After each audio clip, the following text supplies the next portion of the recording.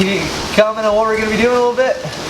Yeah, I had to take these bearings off because this bearing ran for a long time without oil, and it seized up on the shaft. That's the inner race from it. We had to cut it off, do all kinds of crazy stuff to get it off. But this is out of that green Variotrack machine that you see in a couple of more of my videos. But we're going to press a bearing on here and a bearing on the back. Let's do it.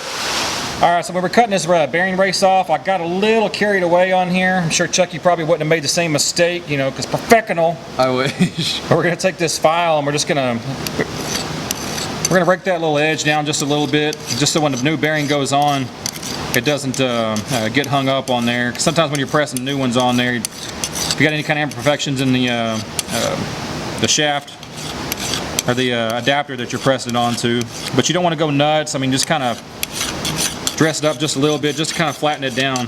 You can see all these score marks on here.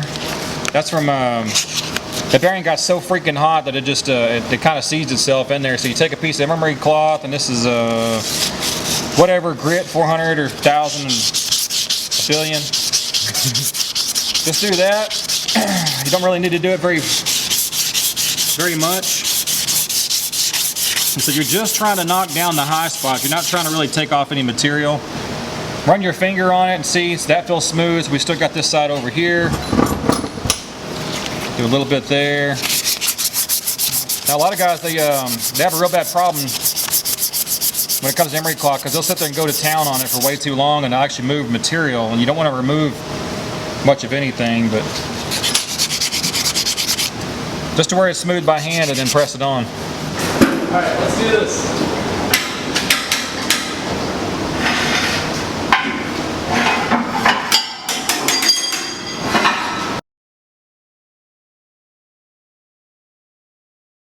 So we can't have the outside of this pipe touching the cage of the bearing. It has to be just on the, I guess, bushing part of the bearing. I don't know the technical term. The inner race. The inner race. There you go. Thanks, Steve. So now we just got to turn this down on the lathe here real fast.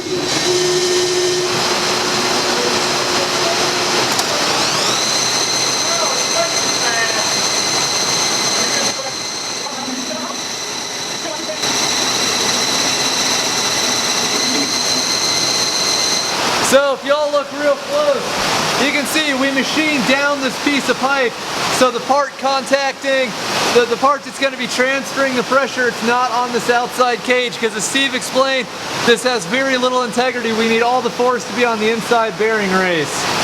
Right, Steve? Yes, sir. All right, tell me when you're ready. I'll hit it. Ready?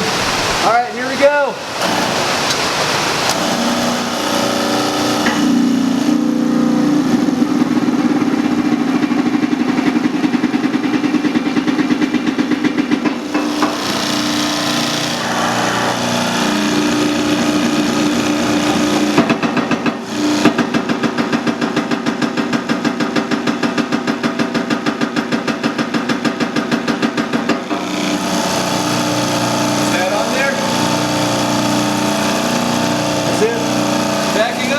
Back up. One down.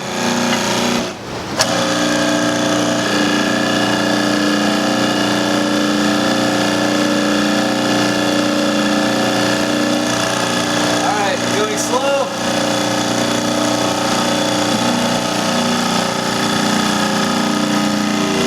Oh, so smooth. Trash. Good. That's it. So that was, as Seth put it, hardly any effort for the press. It barely even noticed it was there. And I feel like the second one just went on buttery smooth. First one went on. You have anything to add there, Steve? How'd you see that? You're the one that knows what you're doing. I've never pressed bearings on before. Yeah. No, it went smooth, man. This one, top one gave us a little more trouble. It's a little tighter. This bottom is a little looser. They're tapered roller bearings, so we're not real concerned about them being a little loose on the shaft, because whenever you put it in the machine, you've got a housing over here and a housing over here, and this housing has shims on it that actually push the entire assembly together and keep a little tension on it. But no, it went great, man. Awesome.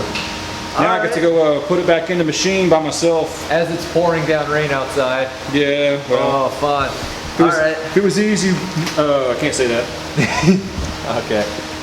Yeah, man. Well, cool. It's really good to see you. Yep, thank you. Sure thing, anytime.